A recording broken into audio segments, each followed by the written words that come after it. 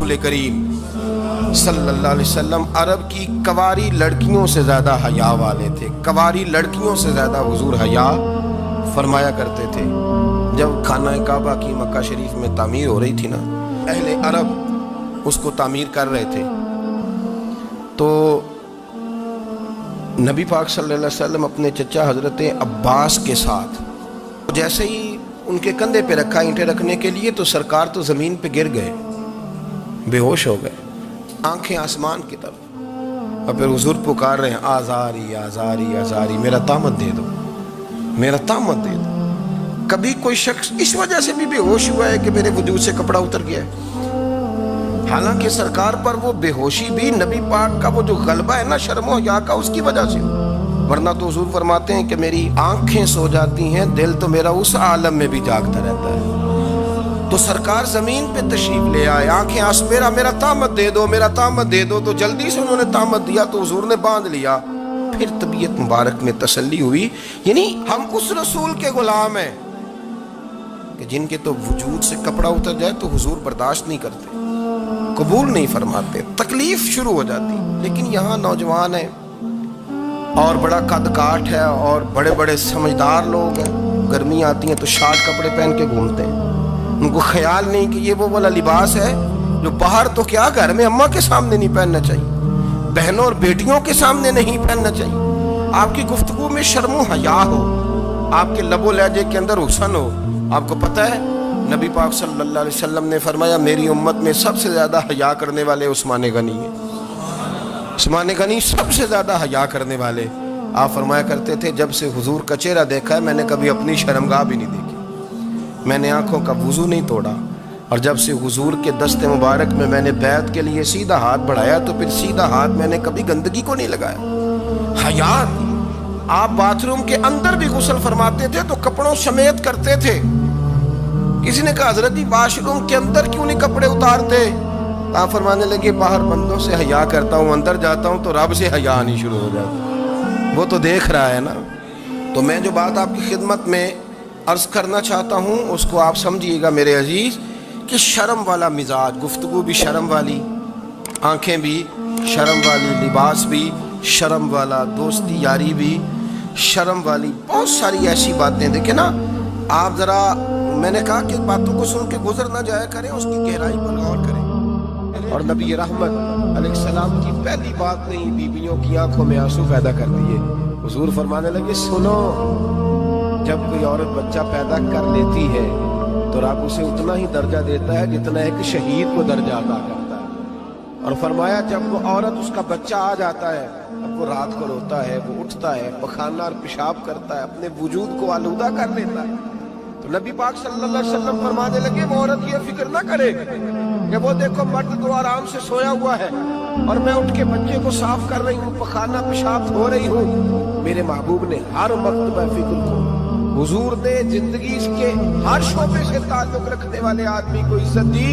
फरमाया, बीबियों, जब तुम रात को उठ के अपने बच्चे की खिदमत करती हो, दूध डाल के देती हो, पखाना और पेशाब साफ करती हो, तो फरमाया रब तुम्हें उतना ही अजर देता है जितना सारी रात मुसल्ले पे खड़े रहने वाले इबादत गुजार को अजर अता फरमाता है। इतना अल्लाह तुम्हें अजर देता है हर शख्स के हिस्से में। हर शख्स के हिस्से में मेरे नबी पाक ने इज्जत दी, हर शख्स के हिस्से में। रसूल पाक ने वक़ार, रिश्तों को हुजूर ने इतना मजबूत कर दिया, इतना मजबूत कर दिया कि रिश्ते रिश्ते नहीं दर्द बन गए। माँ का नाम आता है तो आंखों में आंसू आ जाते हैं, माँ का नाम आता है तो दिल तड़पता है ना यार।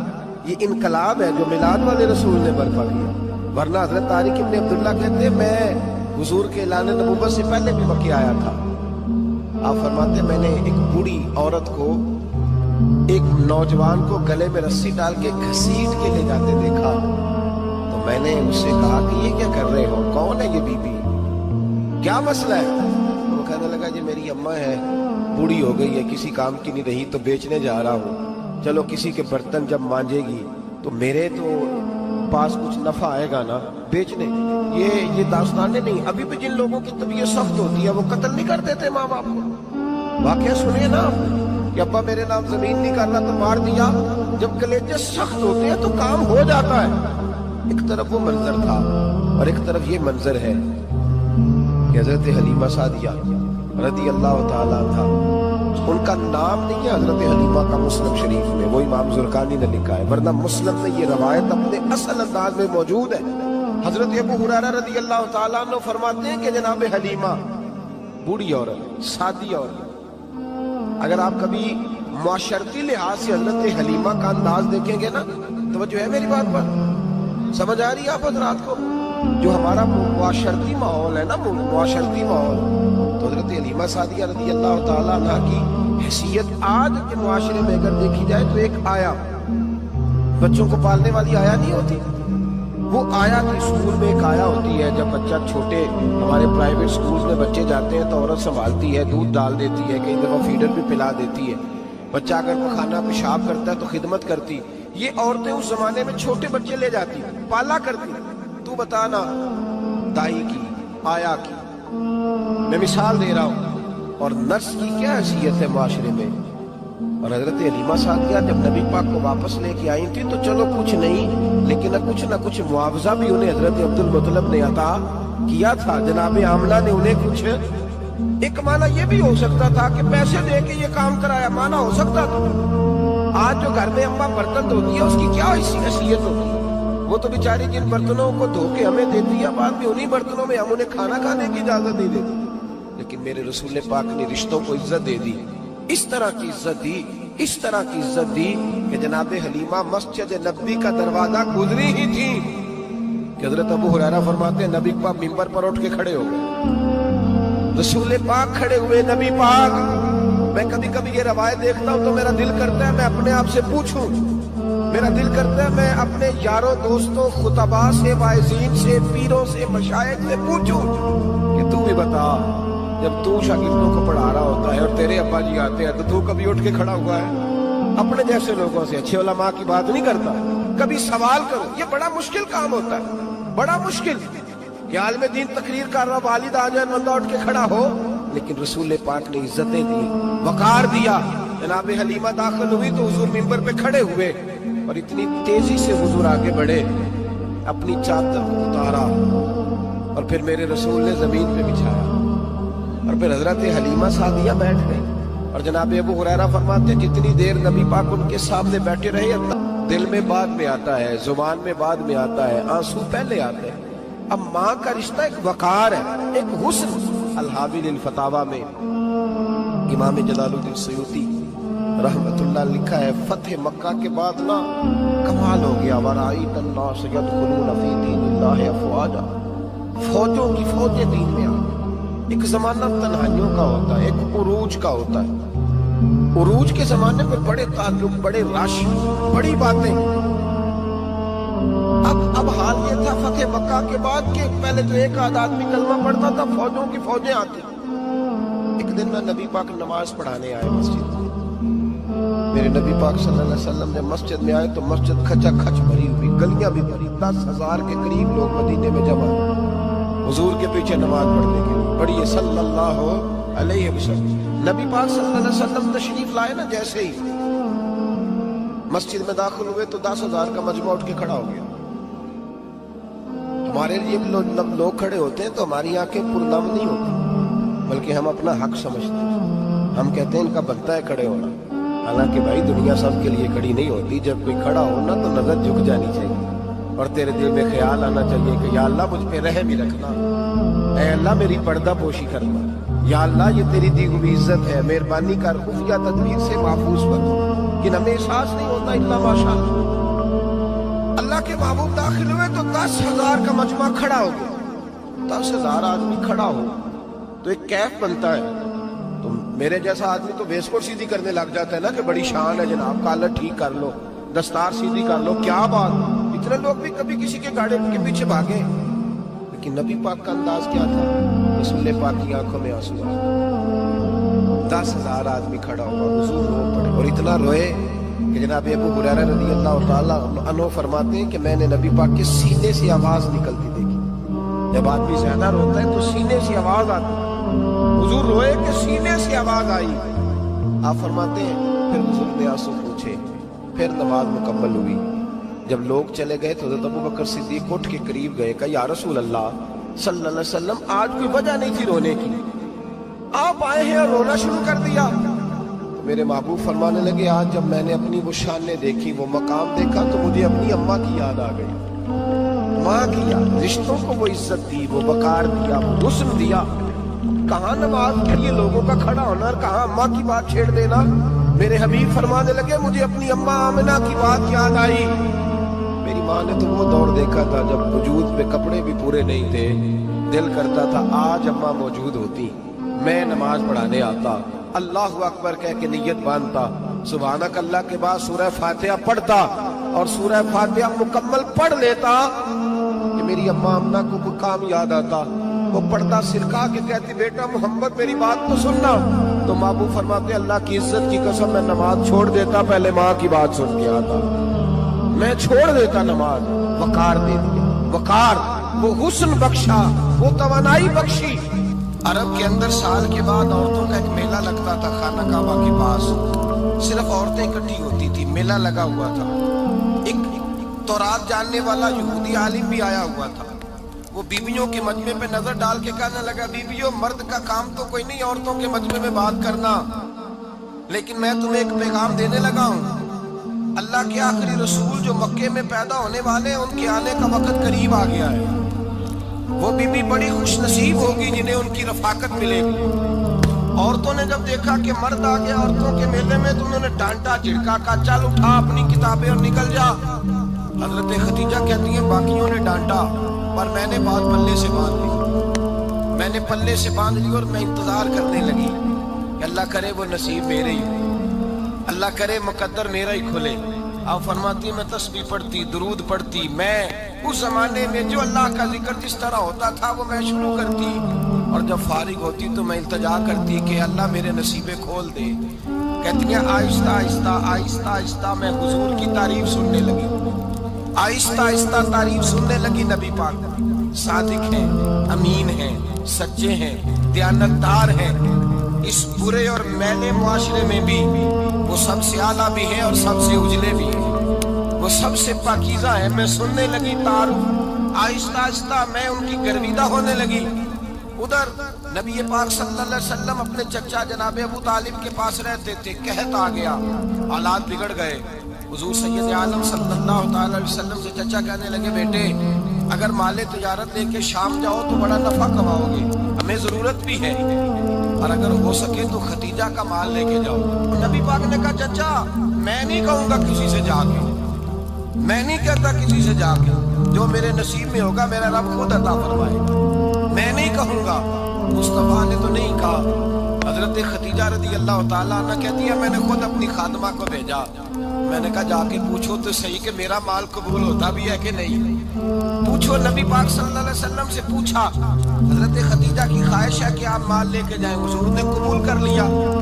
جناب خدیجہ الکبریٰ رضی اللہ تعالیٰ عنہ کے غلام تھے، میسرہ ان کا نام تھا، جناب خدیجہ نے ان کو ساتھ بھیجا، فرمایا ایک تین باتیں ارشاد فرمائی۔ ایک تو فرمایا سارا رستہ غور سے دیکھنا میرے نبی کے ساتھ کیا معاملات درپیش ہوتے ہیں، ابھی اعلان نبوت نہیں کیا، فرمایا ذرا غور کرنا، میرے مصطفیٰ کا مطالعہ کرنا اور مجھے واپس آ کے سبق سنانا، وہ جو تم نے چہرہ بددعا کی تلاوت کی ہو ذرا مجھے واپس آ کے سنانا، جنہاں نے دل پر جانی ڈٹھا ہو اکھیاں ہی تک لئیاں، تو ملے ہوں تے ساجن ملیا ہوں ناساں لگ پئیاں، ذرا جا کے نہ تلاوت کرنا اور مجھے دکھا۔ اور دوسرا فرمایا تم میرے غلام ہو تو مصطفیٰ کے بھی غلام بن کے رہنا، میں سنتی ہوں کہ کردار کے، افکار کی، نظریات کی، عظمت کے بلند و بالا، وہ جیسے کہیں ویسے کرنا۔ اور تیسری حضرت خدیجہ نے نصیحت فرمائی، فرمایا محمد ابن عبداللہ صلی اللہ علیہ وسلم کی رائے سے اختلاف نہ کرنا، یہ چلتے ہوئے معاہدہ کیا، جو وہ کہتے سو کر جانا۔ غلام کہتے ہیں میں ساتھ گیا، باتیں میں نے سن لی، لیکن جب سفر شروع ہوا نا ابھی چند منزلیں طے ہوئی تھی، میں نے کہا خدیجہ آپ نے کیا نصیحت کرنی تھی، ان کے ساتھ جو رہے گا وہ ان کا غلام ہی بن جائے گا، ان کے ساتھ جو رہے گا تو اجے میرا محبوب نہیں ڈٹھا، جن ویکھ کے چن شرماوے، جے رکھے ہاتھ پھلاں وچ ہاتھ نال پھلاں رل جاوے، تے ادھی راتی چن چڑھ جاندے جدوں جلوہ فرماوے۔ مایا جو بھی ساتھ رہتا غلام ہو جاتا۔ میں سرا کہتے میں گیا، تجارت شروع ہوئی. کہتے ہیں نبی پاک صلی اللہ علیہ وسلم جب منڈی میں پہنچے تو لوگ قسمیں اٹھا اٹھا کے مال بیچ رہے تھے. اللہ کے محبوب جب گئے نا تجارت کرنے تو ایک آدمی کہنے لگا چلو معاذ اللہ بتوں کے نام تھے لات و منات, کہنے لگا لات کی عزا کی منات کی قسم اٹھاؤ. نبی پاک فرمانے لگے ان کی قسم اٹھاؤں جن کا میں نام لینا بھی پسند نہیں کرتا. اب یہ لانے نبوت نہیں کیا, اور فرمایا ویسے بھی میں قسم دے کے مال نہیں بیچتا, خریدنا ہے تو خریدو, نہیں خریدنا تو نہ خریدو. کہتے ہیں لوگ قسمیں اٹھا اٹھا کے پیچھے جاتے تھے, پر میرے نبی جس سے رخ پھیرتے تھے وہ نبی پاک کے پیچھے ہو جاتا تھا. ماتے کئی گنا زیادہ نفع کمایا. ہم رستے میں تھے, حضور ایک درخت کے نیچے آرام کرنے لگے. ایک عیسائی راہب غار میں بیٹھا تھا, نکل کے آ گیا, مجھ سے کہنے لگا مجھے وہ جانتا تھا. میں ذرا یہ کس کو ساتھ لائے, یہ کون ہے؟ میں نے کہا اہل قریش کی ایک معزز آدمی ہے. کہنے لگے یار جس درخت کے نیچے یہ لیٹے ہوئے ہیں یہاں عام آدمی نہیں لیٹ سکتا, یہاں وہی لیٹے گا جو اللہ کا سچا رسول ہوگا. یہاں دوسرا کوئی لیٹ ہی نہیں سکا. یہ رسول ہے, ان کا خیال رکھنا, خیال رکھنا. کاش میں اس وقت تک زندہ رہوں جب یہ نبوت کا اعلان کریں. میسرہ کہتے ہیں میں غلام ہو گیا. نبی پاک صلی اللہ علیہ وسلم کی ادائیں مجھے بھانے لگی. جب واپسی پہ نکلے تو گرمی بڑی شدید تھی. فرماتے ہیں جب دھوپ تیز ہوتی تو بادل کا سایہ آ کے حضور پہ سایہ کر دیتا. بادل کا ٹکڑا نبی پاک پہ. اللہ جانے کہاں بیٹھ کے لوگوں نے کتابیں پڑھی ہیں جو کہتے ہیں 40 سال کے بعد نبی بنے تھے. پتہ نہیں کہاں بیٹھ کے کتابیں پڑھی ہیں. ہم نے تو جو سیرت پڑھی ہے وہ بتاتی ہے کہ تیری حیات پاک کا ہر لمحہ پیغمبر لگے, ہر لمحہ پیغمبر لگے. یہاں تو وہ لوگ جو کئی سال پہلے 20 اور 25 سال پہلے حضور سید عالم صلی اللہ علیہ وسلم کی رفاقت میں رہے, وہ اعلان کر, لوگ پتہ نہیں کہاں بیٹھ کے کتابیں پڑھتے ہیں, کہاں بیٹھ کے. میرے نبی پاک سے صحابہ نے پوچھا حضور آپ کب نبی تھے؟ فرمایا ابھی آدم کی مٹی گوندی جا رہی تھی, ابھی آدم کی مٹی گوندی جا رہی تھی, میں تب بھی اللہ کا رسول تھا. میرے بھائی نبی رحمت سید عالم صلی اللہ علیہ وسلم کے غلام حضرت خدیجہ کے غلام کرتے واپس آیا, اور پہلے بھی کئی دفعہ حضرت خدیجہ کا مال گیا تھا, بڑے نفع آئے تھے, پر جو نفع اس سال آیا وہ پہلے کبھی نہیں آیا تھا.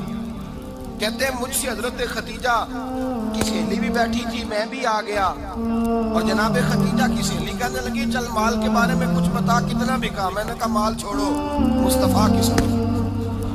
اور پھر کہتی چلو ٹھیک ہے, بادل سایہ کرتا تھا, چلو ٹھیک ہے, تم سے راہب نے پوچھا تھا یہ صحیح ہے, انہوں نے تیری سارے رستے بڑی خدمت کی, تیرا بڑا خیال رکھا, پر یہ بھی بتا تجارت کیسے تھا. پر میں نے سنی نہیں تھی. میں نے نفیسہ کے ہاتھ پیغام بھیجا. میں نے کہا میری عمر 40 سال ہے, ان کی 25 سال ہے, اور میرا اعمال اور طرح کا ہے, وہ شہنشاہ ہے, جا کے پوچھو تو صحیح بھلا میں قبول ہوتی ہوں, پوچھو. نفیسہ کہتی ہیں میں آئی تو وہ خاتون جن کے لیے لوگ بڑے بڑے قریش پیغام دیتے تھے, پیغام لے کے آئی. تو رسول پاک نے عجیب رنگ بیان کیا اپنی سیرت کا. جب میں پہنچی میں نے کہا خدیجہ نکاح کرنا چاہتی. نفیسہ کہتی ہے میرا خیال تھا کہ کوئی اور ہوتا تو کرسی سے اٹھ کھڑا ہوگا, فوراً کہے گا اچھا جلدی کرو بات کرو. جب میں نے آ کے کہا نا حضور خدیجہ نکاح کرنا چاہتی ہے, تو نبی پاک نے میری طرف دیکھا, فرمایا وہ کہتی ہے نکاح کرنا چاہتی ہوں. فرمایا چچا سے پوچھ کے بتاؤں گا.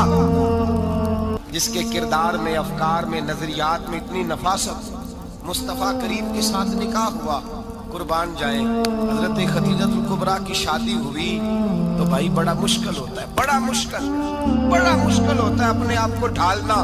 لیکن جناب خدیجہ کی زندگی اٹھا کے دیکھو, میں یہ نہیں کہہ سکتا وہ کروڑ پتی تھی, ارب خرب کی میں بات ہی نہیں کر سکتا, اور 20 نوکرانیاں تھیں ان کے پاس, درجنوں ان کے پاس غلام. انہوں نے رسول اللہ کے لیے اپنے ہاتھوں سے کھانا بنایا. انہوں نے دیکھا کہ نبی پاک صلی اللہ علیہ وسلم کو دولتوں سے, تجارتوں سے, سرمایہ سے پیار نہیں. جتنی دولت تھی شام کو لا کے قدموں میں رکھ دی. کہا محبوبہ جب میں دے رہی ہوں تو میری ہر شے ہی آپ کی ہے.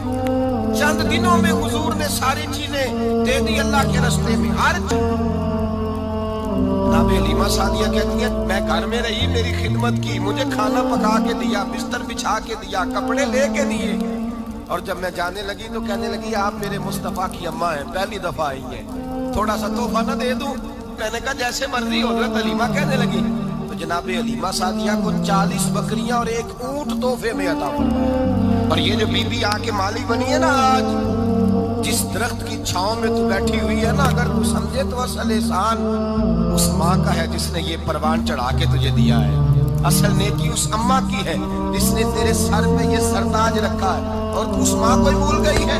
اور شکوہ بہو سے نہیں، شکوہ اس بیٹے سے ہے، بیٹے سے ہے جو علیحدہ بھی ہونے لگا تھا تو اماں سے علیحدہ ہو گیا ہے، جس نے سوچا ہی نہیں کہ ماں کے ہاتھ اٹھ جائیں تو عرش کا مالک کہتا ہے فرشتوں سے کہ پیچھے ہٹ جاؤ، ماں اور باپ اولاد کے لیے جو مانگیں گے میں فوراً عطا کروں گا، تجھے پتہ ہی نہیں۔ اور ادھر رسول پاک کا کیا حال ہے، کہتے ہیں وہ تیرے رشتہ دار ہیں، تیرے بہن بھائی ہیں، تو جا، میں تجھے دروازے پہ چھوڑ آؤں گا، تو مل ان سے، میں نہیں ملتا، میں صاحب ہوتا ہوں، میرا ان سے کیا لینا دینا۔ حضرت خدیجہ کے بھائی نہیں تھے، نبی پاک صلی اللہ علیہ وسلم کے سسر حیات نہیں تھے، 2 بیٹے تھے حضرت خدیجہ کے، اور وہ دونوں بیٹے پچھلے خامن سے تھے۔ ذرا عقل کی کسوٹی پر تولیے گا کہ کسی بی بی کے بیٹے ہوں اور پچھلے خامن سے ہوں، اس آدمی کا رویہ کس طرح کا ہوتا ہے۔ لیکن میرے رسول پاک کا رویہ اس طرح کا تھا۔ میں آپ کو سیرت کی کتابوں سے، امام حلبی نے، کستلانی نے، صاحب فتح الباری نے لکھا ہے، رسول کائنات سید عالم صلی اللہ علیہ وسلم سوئے ہوتے تھے، اور جاگو اور سنو، اللہ کرے حضرت خدیجہ کا میرے نبی سے رشتہ اور میرے نبی کا حضرت خدیجہ کا رشتہ ہماری سمجھ میں آ گیا تو سمجھ لو ہمارے گھر جنت بن جائے گی، روشنی پھیل جائے گی، سمجھو اور سیکھو۔ حضرت عائشہ صدیقہ فرماتی ہیں نبی پاک سو جاتے تھے نا دوپہر کو تو کہتی تھی مولا علی سے لے کر ابو بکر صدیق تک کسی کی طاقت نہیں ہوتی تھی حضور کو آ کے بیدار کرے، صبح ادب سمجھا جاتا تھا۔ اور میں ایک جملہ آگے بڑھا کے کہوں گا، میں کہوں گا اماں جی آپ تو مولا علی سے لے کر ابو بکر صدیق تک فرماتی ہے نا، ہمارا تو عقیدہ یہ ہے کہ مصطفیٰ سو جائے تو جبریل بھی نہیں جگا سکتے، وہ بھی نہیں آ سکتے، وہ بھی ہاتھ باندھے کھڑے ہیں کہ مولا کیسے جگاؤں، حضرت جبریل بھی نہیں جگا سکتے۔ لیکن حضرت عائشہ صدیقہ فرماتی ہیں میں تھی مدینے میں حضرت خدیجہ کے وصال، میں مدینے میں حضور کے گھر میں تھی، نبی پاک میرے گھر میں موجود تھے اور سید عالم سوئے ہوئے تھے۔ حضرت خدیجہ کے پچھلے خامن کے بیٹے جناب حالہ آ گئے اور وہ مسجد میں آ کے بولے، مسجد میں توجہ کرنا، مسجد میں بولے، انہوں نے مسجد میں آ کے پوچھا کہ نبی پاک کہاں ہے، مسجد میں۔ جناب عائشہ صدیقہ فرماتی ہیں حضور سوتے ہوئے بیدار ہو گئے، حضور طامت سمیٹی، فوراً سر کے اوپر کپڑا رکھا، میں نے کہا حضور کہاں جا رہے ہیں، فرماتی ہے میں نے 1 دفعہ پوچھا تو حضور نے 3 دفعہ فرمایا میرا حالہ آ گیا ہے، میرا حالہ آ گیا ہے، میرا حالہ آ گیا ہے، خدیجہ کا بیٹا آ گیا ہے۔ میرے رسول پاک صلی اللہ علیہ وسلم نے بی بی کے رشتوں کا جو تقدس بیان کیا اس کو سمجھیے، فرمایا حالہ آیا ہے، بیدار ہو کے خود تشریف لے گئے۔ یہ تو حالہ تھے نا، بڑے بیٹے حضرت خدیجہ کے، سب سے ان کا نام ہند تھا، اور حضرت ہند سے کوئی بندہ تعارف پوچھتا نا، نبی پاک کا جو حلیہ ملتا ہے نا کتابوں میں، سیرت کی کتابوں میں، حضور کا مکھڑا کیسا تھا، مکھ چند بدر شاشانی ہے، متھے چمک دی لاڈ نورانی ہے، کالی زلف تیاک مستانی ہے، مخمور اکھی ہیں مد بریاں۔ یہ جو حضور کا حلیہ ملتا ہے نا یہ حضرت ہند کا بیان کیا ہوا ہے۔ وہ بیان کیا کرتے تھے کہ نبی پاک کی آنکھیں کیسی تھی، حضور کے جلوے کیسے، وہ بیان حضرت خدیجہ کے بیٹے، کوئی ان سے پوچھتا کہ بڑے راضی رہتے ہو، ہند بڑے راضی رہتے ہو، تو حضرت ہند کیسے راضی کیسے نہ رہوں، راضی کیسے نہ رہوں، میرے بھائی کا نام علی المرتضیٰ ہے، بہن کا نام فاطمہ الزہرا ہے، ماں کا نام خدیجہ الکبریٰ ہے، اور باپ کا نام محمد مصطفیٰ ہے، میں راضی کیسے نہ رہوں۔ حضرت خدیجہ الکبریٰ کے رشتوں کے ساتھ رسول اللہ کا پیار، ان کے رشتے۔ کنز المال میں حضرت عائشہ صدیقہ کی حدیث ہے، جناب عائشہ فرماتی ہیں دوپہر کو حضور آرام کرتے تو کوئی آیا نہیں کرتا، گفتگو ہوتی رہی، فرماتے ہیں حضور نے اسے کوئی اضافی وقت دیا، عام صحابہ اس وقت آتے نہیں تھے، حضور کے آرام کا وقت تھا، اضافی وقت دیا نبی پاک، اور فرماتے ہیں جب وہ جانے لگی تو نبی پاک نے تحفے بھی عطا فرمائے، اور پھر ایک غلام سے، حضرت بلال سے یا کسی غلام سے فرمایا کہ ساتھ جاؤ اور گھر چھوڑ کر کے آؤ۔ نبی پاک صلی اللہ علیہ وسلم نے اعزاز دیا۔ حضرت عائشہ صدیقہ فرماتی ہیں دیر تک ملاقات بھی، تحفے بھی، انفرادی ملاقات، بعد میں نبی پاک صلی اللہ علیہ وسلم لیٹ گئے. میرے دل کے اندر خیال آیا کہ حضور جائیں گے اور جب رات کو واپس آئیں گے تو پھر میں پوچھوں گی کہ حضور یہ بی بی کون ہے. حضور اب آرام کر رہے ہیں. فرماتی ہیں میرا خیال تھا کہ یہ سوال شام تک میرے ذہن میں رہے گا کہ یہ کون ہے. آپ نے بڑا اعزاز دیا, دروازے تک چھوڑنے گئے. حضرت عائشہ صدیقہ فرماتی ہے میں سوچ رہی تھی آرام کر رہے ہیں اور میں نے جیسے ہی نگاہ ڈالی تو حضور تو گہری سوچ میں گم ہے. نبی پاک سوچوں میں گم ہے اور بے آنکھیں کھلی ہوئی. فرماتی ہے میں قریب جا کے بیٹھی, قدموں پہ ہاتھ رکھا. میں نے کہا محبوبہ یہ بی بی کون تھی؟ اتنی دیر آپ نے ملاقات کی اور وہ چلی گئی ہے تو ابھی خیالات ہیں, تصورات ہیں. فرماتی ہے میں نے پوچھا تو مصطفیٰ کی آنکھوں میں آنسو آ گئے. نبی پاک رو دیے, اٹھ کے بیٹھ گئے. میں نے کہا حضور کیا ہوا؟ میں نے تو آپ کو پریشان کر دیا, میں معذرت چاہتی ہوں. حضور نے فرمایا عائشہ ایسی کوئی بات نہیں. اس بی بی کے بارے میں پوچھتی ہو جسے میں نے زیادہ عزت دی ہے, زیادہ پیار کیا ہے, ذرا زیادہ اس کے ساتھ میں نے توجہ کی ہے. ہاں یا رسول اللہ میں نے انفرادی رنگ دیکھا ہے, روٹین سے بڑھ کر. یہ مکے میں خدیجہ سے ملنے آیا کرتی تھی. خدیجہ اسے وقت دیتی تھی, پاس بٹھاتی تھی, کھانا کھلاتی تھی, دکھ سکھ سنتی تھی. اور تھوڑی غریب ہے, جب یہ جاتی تھی تو خدیجہ تحفے بھی دیتی تھی. فرمایا آج جب یہ آئی ہے تو خدیجہ کی یادیں تازہ ہو گئی. دیر تک میں نے اس سے بات کی ہے, گفتگو کی, جاتے دفعہ تحفہ دیا ہے, اس لیے کہ حسن العہد من الایمان, اچھے طریقے سے وعدہ نبھانا یہ ہوئی نبی پاک پر. اب حضور جب ابتدائے وحی کے ایام آئے تو حضرت خدیجہ فرماتی ہیں رسول پاک غار حرا میں چلے جاتے ہیں, کئی کے دن وہاں رہتے. پہلی وحی آئی, قرآن مجید کی تاثیر یہ ہے کہ لو انزلنا ھذا القرآن علی جبل لرأیتہ خاشعا متصدعا من خشیۃ اللہ. فرمایا اگر میں پہاڑوں پہ نازل کروں قرآن کو تو وہ بھی میرے خوف سے ریزہ ریزہ ہو جائے. اتنی تاثیر ہے. کہا خدیجہ آج بھی آنے والا آیا ہے, اقرأ باسم ربک الذی خلق. یہ آیات اس نے مجھے دی ہیں اور میں بڑے خوف کے عالم میں ہوں. حضرت خدیجہ کے لفظ بڑے حسین ہیں. جناب خدیجہ الکبریٰ رضی اللہ تعالیٰ عنہ کیا فرماتی ہیں؟ کہتی ہیں یا رسول اللہ صلی اللہ علیہ وسلم آپ غم نہ کریں, رب آپ کو رسوا نہیں کرے گا, عزتیں عطا کرے گا. اور دلیل کیا ہے؟ حضرت خدیجہ فرمانے لگی دلیل یہ ہے کہ آپ غریبوں کی مدد کرتے ہیں, مسکینوں کا خیال رکھتے ہیں, اور محبوبہ کمزوروں کا بوجھ آپ اٹھاتے ہیں. جس کے اندر یہ خوبیاں ہوتی ہیں اللہ اسے عزت ہی عطا فرمایا کرتا ہے. حضرت خدیجہ الکبریٰ رضی اللہ تعالیٰ عنہ سب سے پہلے نبی پاک پہ ایمان لائے. بڑا مشکل ہوتا ہے. ہمارے جو فلسفے کے لوگ ہیں وہ کہتے ہیں بہت بڑا ولی اللہ بھی ہو تو بیوی اس کی مان جائے, یہ مشکل ہوتا ہے کام, یہ مشکل ہوتا ہے. حضرت خدیجہ الکبریٰ رضی اللہ تعالیٰ عنہ سب سے پہلے ایمان. اور کس طرح کا ایمان؟ کس طرح کا ایمان؟ ابن ماجہ میں روایت ہے, غور کرنا.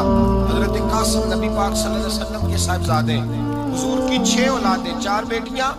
کاش میرا رب اتنا موقع دیتا کہ میرا بیٹا مدت رضاعت ہی پوری کر لیتا, وہ دودھ پی لیتا. نبی پاک نے فرمایا خدیجہ تو غم نہ کر, اللہ تبارک و تعالیٰ نے تیرے بیٹے کی مدت رضاعت جنت میں پوری کر دی ہے, جنت میں پوری کر دی. اور نبی پاک نے اپنا اختیار بیان فرمایا ابن ماجہ میں.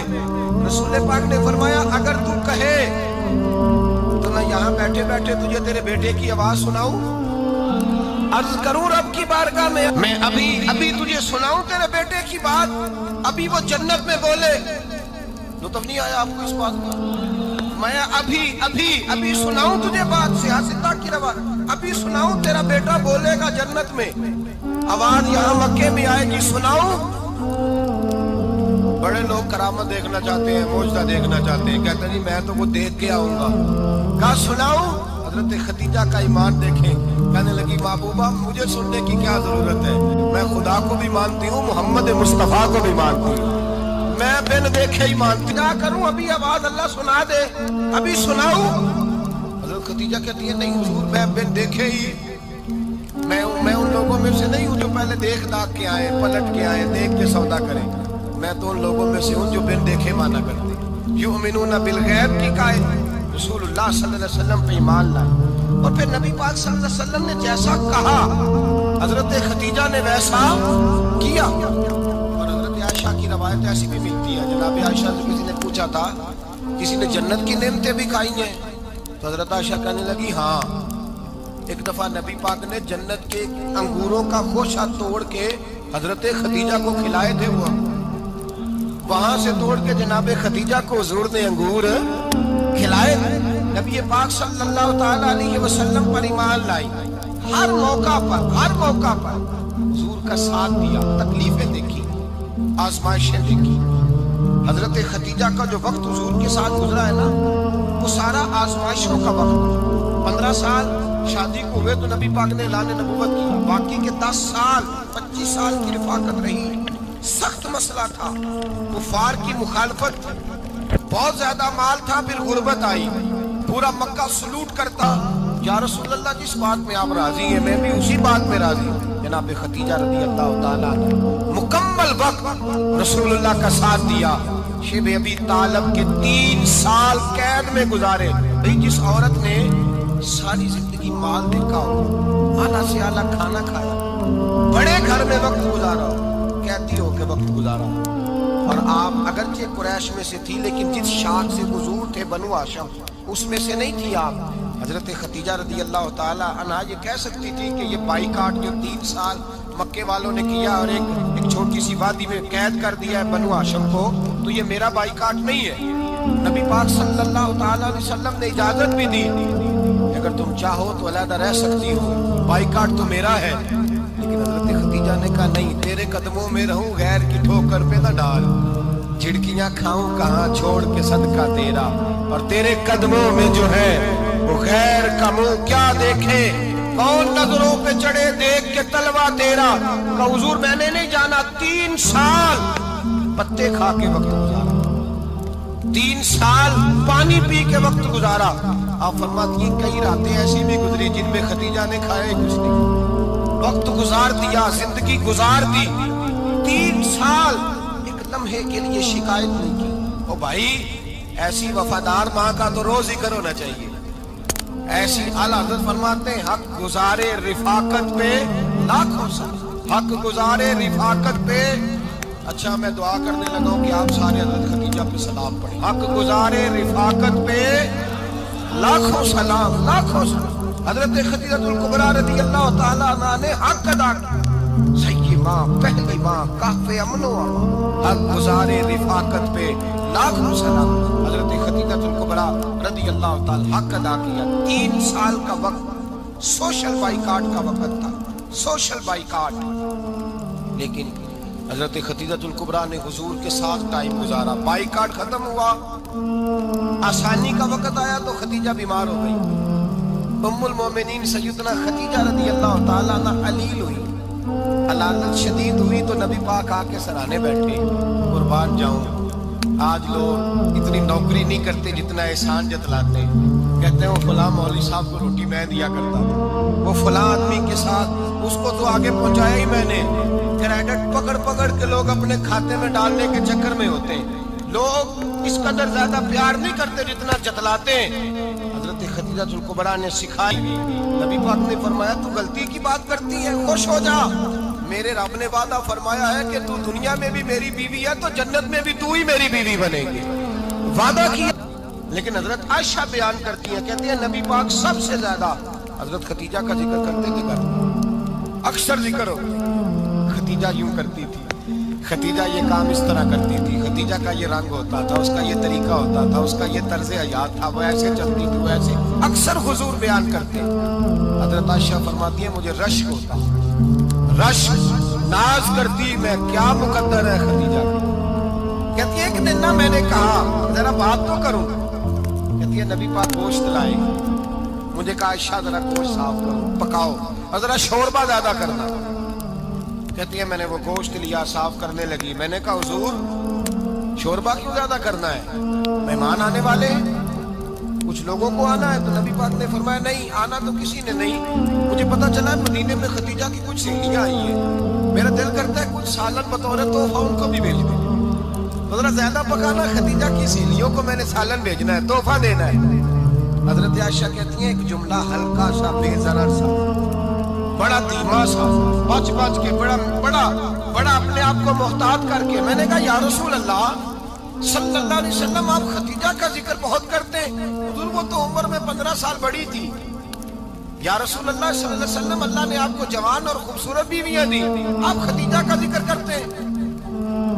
فرماتی ہیں یہ بات کہہ کے میں خاموش ہو گئی، میرا خیال تھا جواب آئے گا، دیر ہو گئی، حضور جواب نہیں جاتا ہے دیکھو وہ بے خوف کیسے کہ سب جانتا ہے یہ راہیں وہ جیسے کہ سب جانتا ہے یہ راہیں وہ جیسے وہ یوں جا رہا ہے جیسے کہ کوئی گھر والا اپنے ہی گھر جا رہا ہے۔ وہ ماہ فروزاں وہ نیر تابا میرا مصطفیٰ ہے، میرا مصطفیٰ ہے۔ وہ 12 ربیع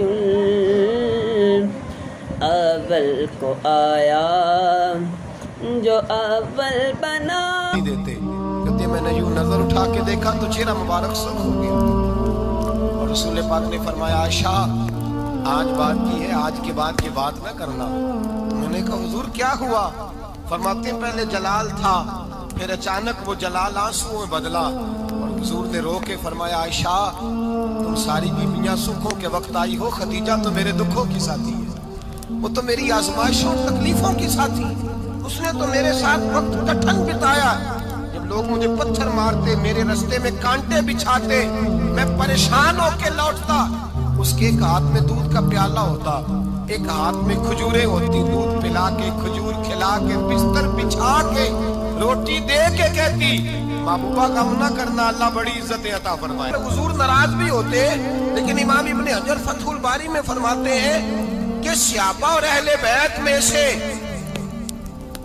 حضرت خدیجہ الکبریٰ کی وہ ہستی ہے جس پر کبھی نبی پاک ناراض نہیں ہوئے، کبھی ناراض نہیں ہوئے، یہ سب سے بڑی فضیلت ہے حضرت خدیجہ کی، کبھی ناراض نہیں ہوئے نبی، کسی موقع پر بھی حضرت خدیجہ الکبریٰ رضی اللہ تعالیٰ عنہ سے ناراض نہیں ہوئے، بلکہ بخاری شریف میں لفظ کچھ اس طرح کے ہیں۔ میں نے شروع میں کہا کہ حضرت خدیجہ کی 20 کنیزائیں تھیں، نوکرانیاں تھیں، گھر کے اندر نوکر چاکر تھے، ریل پیل تھی، کوئی کام کبھی نہیں کیا تھا۔